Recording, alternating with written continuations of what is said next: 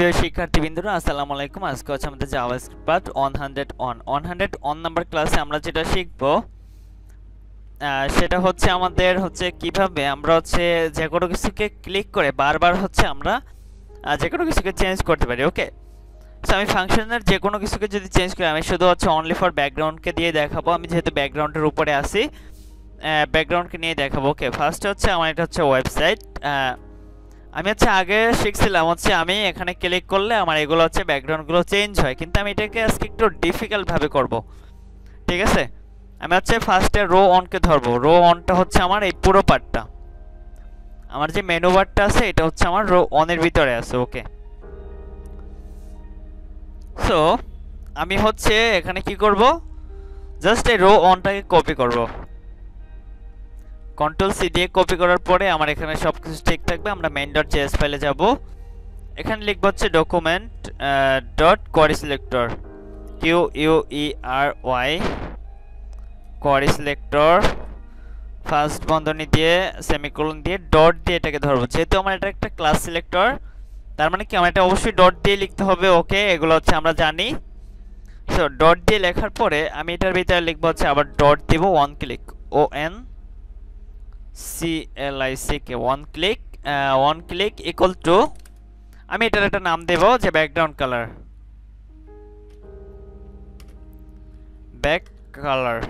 আমি just back colour লিখে রাখলাম। এটাই ধরবো আমরা ব্যাকগ্রাউন্ড কালার। আমি একটু শর্টকাট করে নিলাম। আমি জাস্ট ব্যাক কালারটাকে কপি করার দরকার নেই, এটা লেখা যাবে। ওকে, আমি জাস্ট এখানে একটা ফাংশনকে ধরবো। এরপর আবার লিখবো BACK ব্যাক কালার আমার একটা ফাংশন। ফাংশনটা ধরার পরে আমি একটা সেকেন্ড বন্ধনী ধরবো। এরপরে আমি যেটা করব, আবারও এটার কোয়ারি সিলেক্টরটাকে লিখবো।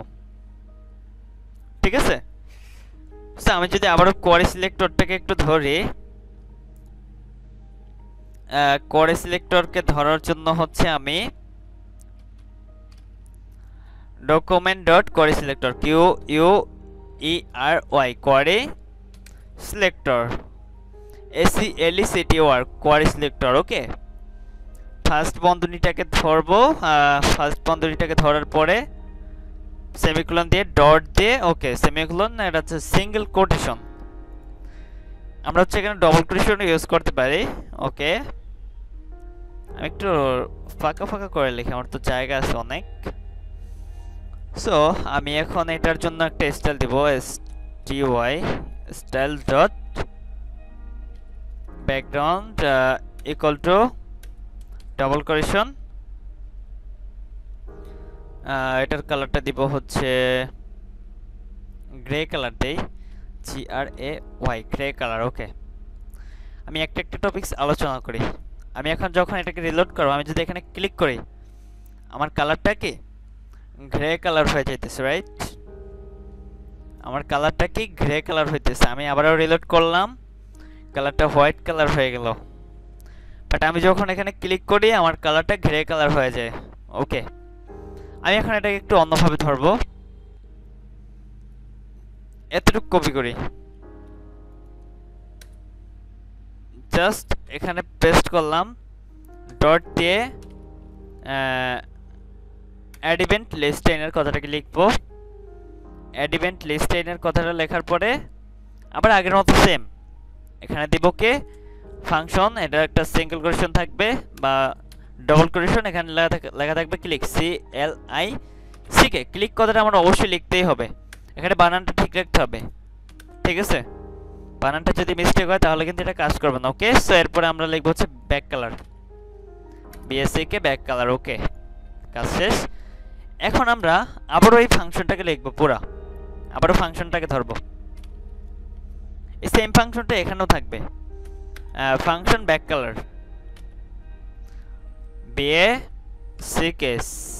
BACK COLR back colour. Okay, এরপর আমি ফাংশনটাকে ধরবো। ফাংশনটার ভিতরে থাকবে আমার আবার ওই যে সেম জিনিসটাই থাকবে। সো আমার যেহেতু সেম জিনিসটা থাকবে, আমি এটা একটু কপি করে নিয়ে আসি। ওকে, সো আমার এখানেও কি গ্রে কালার আছে, রাইট? ওকে, সো আমি এখন একটু ক্লিয়ার করি। আমি যখন রিলোড করলাম, আমি ক্লিক করলাম, আর গ্রে কালার হলো। ঠিক আছে। আমি যদি এখানে দেই লাইম কালার, আমি ক্লিক করলাম, লাইম কালার আসলো। আমার কি গ্রে কালারটা কি আসলো? গ্রে কালারটা কি আমার আসলো না, রাইট? আমি এটাকে যদি একটু রো 2 এর ভিতরে ধরি, এটা ধরলাম হচ্ছে রো 2, রো 2, ঠিক আছে। আমি যখন এটাকে রো 2 এর ভিতরে ধরবো, আমি রিলোড করব, আমি যখন এখানে ক্লিক করব, আমার এটা কি লাইম কালার হয়ে যাইতেছে না, রাইট? আমার কি এটা লাইম কালার হয়ে যাইতেছে একবারে খুবই ইজি ভাবে। আমার কি ক্লিকের মাধ্যমে হচ্ছে এটা লাইম কালার হয়ে যাইতেছে। বাট আমি যদি এটাকে অন ধরি, এরপর যদি রিলোড করে, এখন যদি এখানে ক্লিক করে, তখন কি কিছু আসবে? অবশ্যই না। আমি যদি এখানে ক্লিক করি, তখন আমার এটা লাইম কালার হয়ে যাইতেছে। আমি যদি এখানে ক্লিক করি, যে উপরেরটায়, আমি যখন এখানে ক্লিক করব, আমার এটা লাইম কালার ধরে নিতেছে, রাইট? বাট আমি যখন এখানে ক্লিক করি, আমার কিন্তু তখন কোনো কাজ করে না। আমার কি তখন এখানে কোনো কাজ করে না, ঠিক আছে। সো আমরা এখানে কি শিখলাম, যে আমরা হচ্ছে উপরেরটা দিয়েও নিচেরটা চেঞ্জ করতে পারি।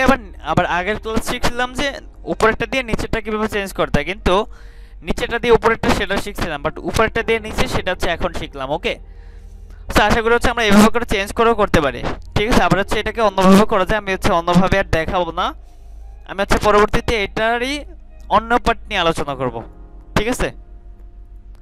আশা করি আমরা এটা সবাই পারবো। এটা হচ্ছে এখানে কঠিন কিছু না, একবার ইজি, কাজটা খুবই মজার। কিন্তু যে আমি এখানে যদি ক্লিক করি, আমার হচ্ছে এই যে আমি যখন এখানে ক্লিক করব, আমার এটা যে ব্যাকগ্রাউন্ডটা চেঞ্জ হয়ে যাইতেছে, রাইট? কত সুন্দর না?